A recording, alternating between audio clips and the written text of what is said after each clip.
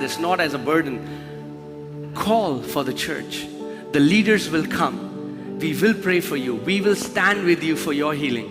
अगर आप इस नियम को समझते हैं, बोझ की तरह नहीं, लेकिन इस नियम को, इस सिद्धांत को जानते हुए अगुओं को लाएं, अगुए आएंगे, आपके लिए प्रार्थना करेंगे.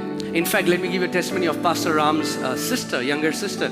She had a cyst in her ovary, right? Pastor Ram की जो छोटी बहन है, उनके ओवरी में सिस्ट थे. And doctor said they were cancerous, and they were. How many centimeters were they? Okay, they were huge cyst, cancerous cyst in her body. और cancerous cyst थे उनके ओवरीज में. And he called us, and we went, and as leaders, we prayed for her. They did the scan, and then there were no cysts in her body. और हम गए, हमने अभिषेक किया, प्रार्थना किया, और उसके बाद कोई सिस्ट नहीं आया रिपोर्ट में. Amen. But the good news is अच्छी खबर ये है that not just the pastor, each believer has been received the authority from Lord Jesus Christ of Nazareth. सिर्फ पास्टर नहीं, लेकिन हर एक विश्वासी को प्रभु यीशु की ओर से अधिकार मिला है. See, the problem is we think only. Let me ask you this question.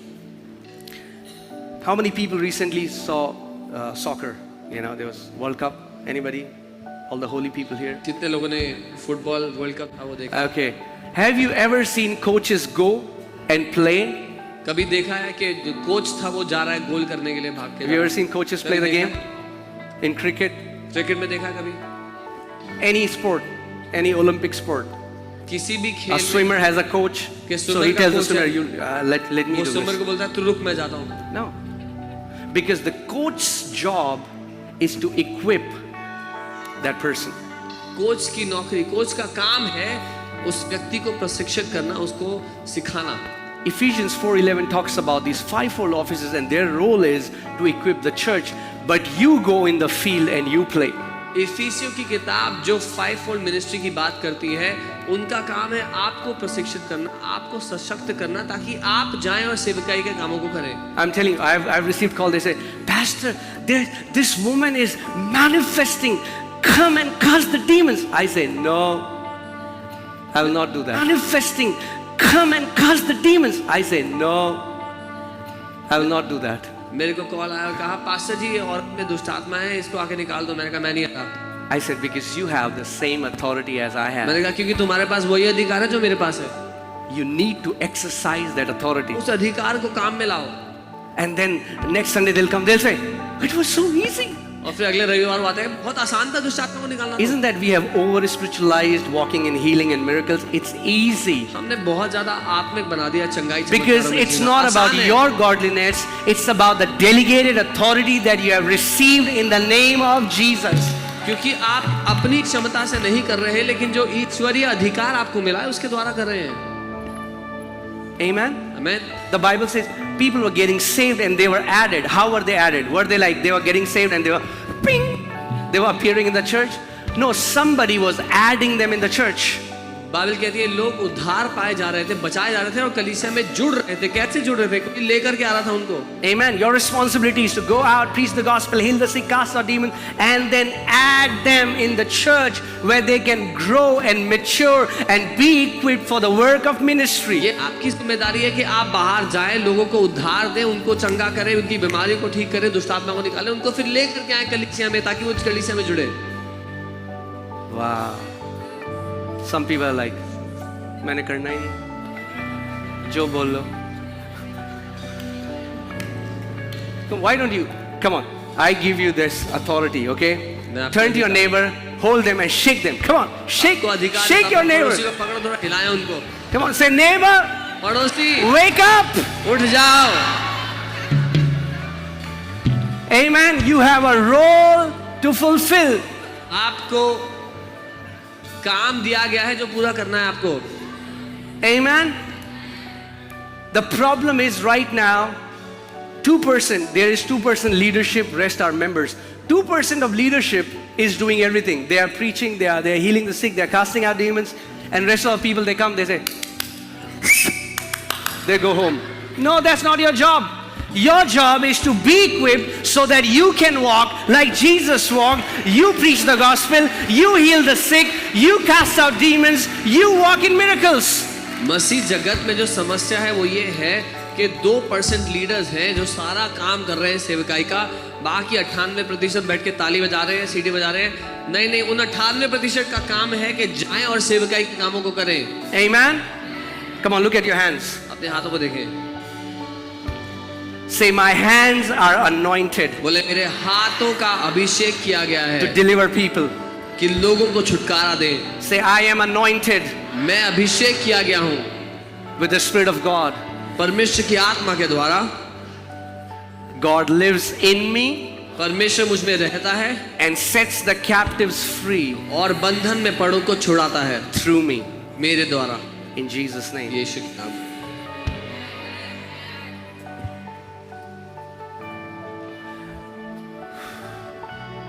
Can I say something else? कुछ और कहो? Even if you say no, I'll still say. Yeah, I'm just kidding. Okay. You know, entire body of Christ is like crying, revival, Lord, revival, as if God is not the one who is sending revival. सारी मसीह की देह चिल्ला रही है, प्रभु revival भेजो, revival भेजो, जैसे प्रभु नहीं भेज रहा है। Okay, it's a very sensitive topic. बहुत ही संजीदा मामला है। Can I speak the truth? सच कहूँ?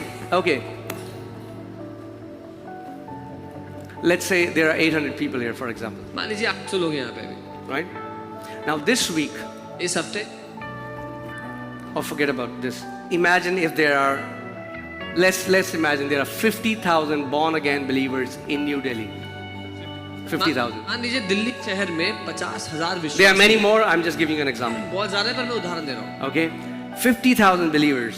50,000 विश्वासी This दिल्ली में मान week, लीजिए। इस हफ्ते They decided उन्होंने चुना they will come out of their comfort zone. कि अपने कंफर्ट जोन से बाहर आएंगे। They will find a neighbor, a relative, a peer in their office, anyone किसी whom they can preach the gospel to.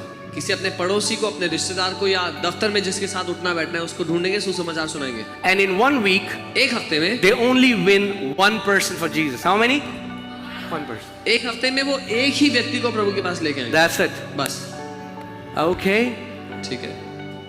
And every believer in Delhi does that. और दिल्ली का हर एक विश्वासी ऐसा करता है। Now tell me what happened. अब क्या होता है?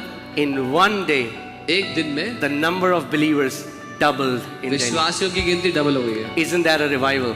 क्या ये बेदारी नहीं है? And then those double people, they are equipped so that they do the same. And then every believer only wins one person in the Lord a week. What happens in 1 month? Guess what would happen? 4 times. Guess what would happen in a year? 48 times. Guess what happens in 5 years? The entire Delhi bows its knees and starts worshiping the Lord Jesus Christ of Nazareth.